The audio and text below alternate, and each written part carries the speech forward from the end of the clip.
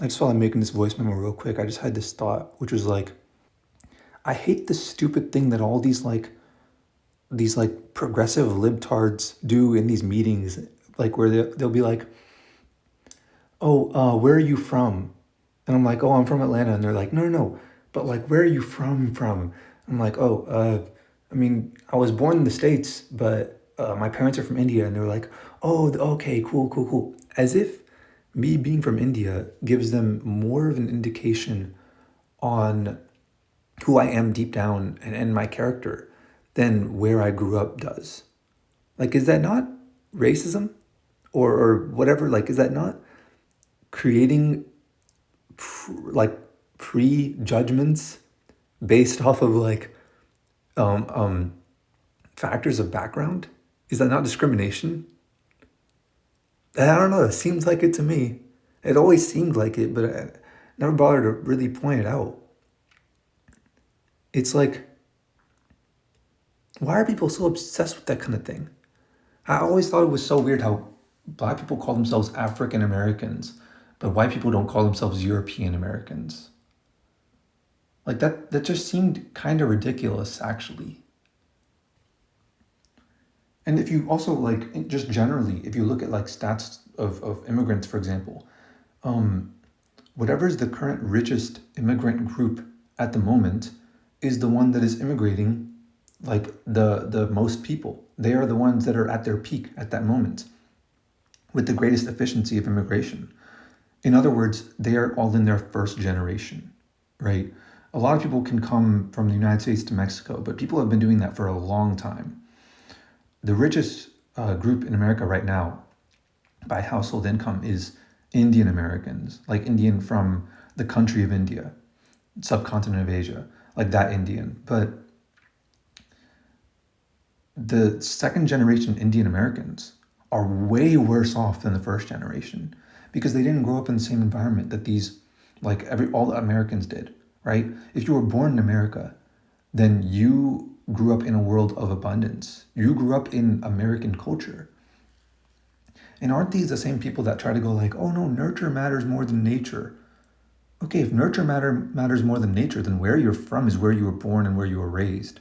Not where your parents are from, not where your genetics tell you that you are, not your ancestry.com, 23andMe or whatever. Like, just a blatant contradiction right there. And I never bothered to point it out, but I'm gonna just point it out real quick, just to like have this on record on my VOD archive channel, so I could just reference back to it, you know. But like the second generation, especially the third generation immigrants, basically have all the same opportunities, outcomes, the same drug abuse rates, suicide rates, economic status, empathy towards other people in the group, like all these things, they all merge together and become the mainstream, basically. And then there's groups outside the mainstream, but they're not groups formed off of race or color or anything like that. They're groups formed off of like actual identity, like preferences in things, or like hobbies, or like car culture, or musicians, or whatever art you're partaking in, like or whatever sport you're doing, like things like that. Whatever game you're playing, you form those communities, But eventually, more and more people join the mainstream, and yeah, they're no longer Indian American after that, because too much of their being is so similar to the way Americans do things and totally different from the way Indians do things. I mean, it's regularly known. You will see it across the board where people, like, if you look at Indian memes or like Mexican memes or Asian memes or whatever, people that immigrate a lot to the United States, you'll see in their memes all over the place where their parents will be pro-immigration. They'll go like, we got to bring more people here. We got to bring more people here. Like, they have more empathy for the people back home. Meanwhile, the second generation, third generation, people who grew up in that country are more conservative. They don't want more immigration. They go, I'm here. Forget everybody else. Just because they look like me doesn't mean they are me. So it's an interesting dichotomy, and it's like I just use the word dichotomy. What the fuck am I thinking? Oh, how can I use that word? God damn it. I used it right too, I think. What am I, fucking genius Anakin Skywalker? Okay, either way. It's interesting. Juxtaposition might be worse because it's less known as like a meme of things that want to be smart people say. But yeah, it's interesting to look at both sides of it. Of like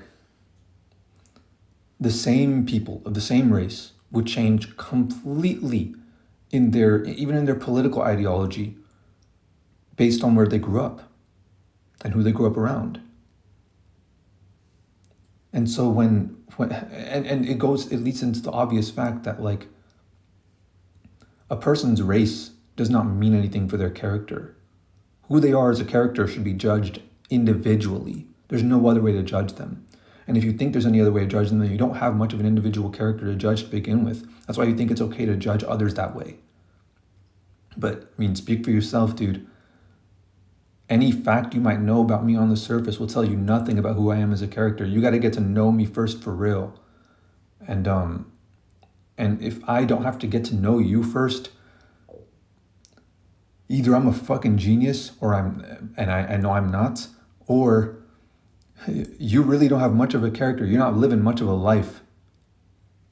And I think that's the more likely outcome. If you feel like your label, your race, your sexuality, your whatever is like a good indicator of your personality, going around telling people, oh, I'm a Leo, so that should tell you everything you need to know about me, it's just pathetic. Labels like that are just pathetic. And it blows my mind when the people on the left who supposedly understand the abuse that society has had in manipulating the connotations of labels, then also goes ahead and uses labels. It's like how people in Brazil, when they overthrew the government in the early 2000s, they installed a new government and a new currency and a new this and that, but they were also corrupt. And now the same thing is happening again. And 2016 was going to be like the year to showcase, because the Olympics, it was going to be the year to showcase like, oh, new government, amazing. But no, it's like everyone went on strike because they thought the other countries could help them overthrow Brazil again. So it's like the people that took over and got into power are just as corrupt as the people before them. It's like One Piece, potentially, possibly, we don't know how it ends. But it's also like Atlanta. It's like, for so long, black people have been going, oh, white people are oppressing us, white people are oppressing us. Look at how rich they are. Look at how little they do for the community. And then now a bunch of black people got into power. Now they own all the $40, $50 million homes, and they're still doing nothing for the people. In fact, it's gotten worse. When I was little, you used to be able to like have a assurance piece of street knowledge, which is like, if kids are playing in the streets, it's a safe place. It doesn't matter where it is in the hood. If the mothers are okay with their kids running around the streets, and their intuition tells them, okay, yeah, it's safe enough to do it, because they'll always overestimate how dangerous something is. So if they assume that it's a safe place for their kids to play outside in the streets with other kids, then it's a safe place. And it doesn't matter the race or whatever, the people, you can go there, hang out there, make friends, form new relationships, start businesses, and you can find good people there. So it was a beautiful piece of like, of culture. And not only that, but it was like optimistic. It was optimistic, knowing like, oh, if I go around in Atlanta, I know, oh, I'm 14 years old. I'm not going to like get shot or anything. Like, I feel safe. I would feel good if other kids were hanging around. But now those kids themselves, the 14-year-old kids, are all carrying guns and shit like that. It's like things have gotten worse under the leadership of the people who claim that the previous leadership was corrupt. And that's what happens when people listen to labels. That's what happens when people don't judge themselves individually. When they go, okay, oh, you're this label? Okay, then you're good. Rather than going like, I'm only going to trust my friends, the people I keep close, the people that I would let into my life, the people that I would let into my business, the people that I would let marry into my family and that kind of thing.